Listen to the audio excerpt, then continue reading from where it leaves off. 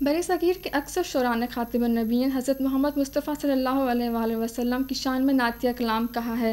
اس خطے میں طویل عرصے سے نعتیہ مشاعرے منعقد کیے جا رہے ہیں، جن میں شرکت شعراء اور حاضرین کے لیے باعث سعادت ہوتی ہے۔ اس حوالے سے دیکھتے ہیں کراچی سے سہیل جمالی کی یہ رپورٹ۔ صلی اللہ علی نور کزو شد نور پیدا۔ بر صغیر کی بیشتر زبانوں میں نعتیہ مشاعرہ ادب کی ایک روایت ہے۔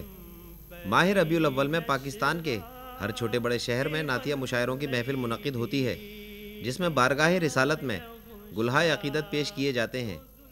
آیا جو لب پہ نام محمد تو دفتن ہر گوشے حیات معطر ملا مجھے۔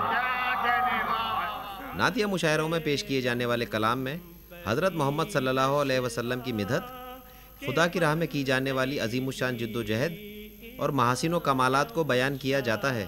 اس مہینے کی خصوصیت سے ہم اس پروگرام کا انعقاد کرتے ہیں، تو جو ہمارے نبی کا پیغام تھا کہ اس دنیا میں محبت قائم کی جائے اور وہ خود رحمت للعالمین ہیں، اس پیغام کو زیادہ سے زیادہ لوگوں تک پہنچایا جائے۔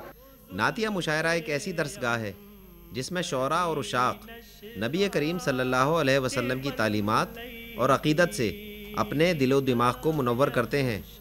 سہیل جمالی، پاکستان ٹیلی ویژن نیوز، کراچی۔ برصغیر کے اکثر شعراء نے خاتم النبیین حضرت محمد مصطفیٰ صلی اللہ علیہ وآلہ وسلم کی شان میں نعتیہ کلام کہا ہے۔ اس خطے میں طویل عرصے سے نعتیہ مشاعرے منعقد کیے جا رہے ہیں۔ اس حوالے سے دیکھتے ہیں کراچی سے سہیل جمالی کی رپورٹ۔ وصلی اللہ علی نور کزو شد نور پیدا۔ بر صغیر کی بیشتر زبانوں میں نعتیہ مشاعرہ ادب کی ایک روایت ہے۔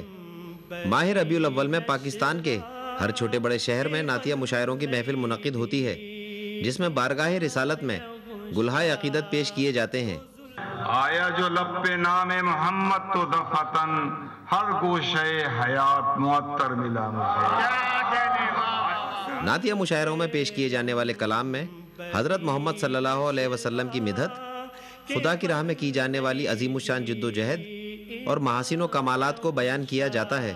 اس مہینے کی خصوصیت سے ہم اس پروگرام کا انعقاد کرتے ہیں، تو جو ہمارے نبی کا پیغام تھا کہ اس دنیا میں محبت قائم کی جائے اور وہ خود رحمت للعالمین ہیں، اس پیغام کو زیادہ سے زیادہ لوگوں تک پہنچایا جائے۔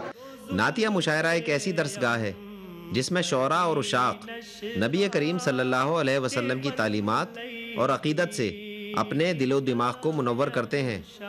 سہیل جمالی، پاکستان ٹیلی ویژن نیوز، کراچی۔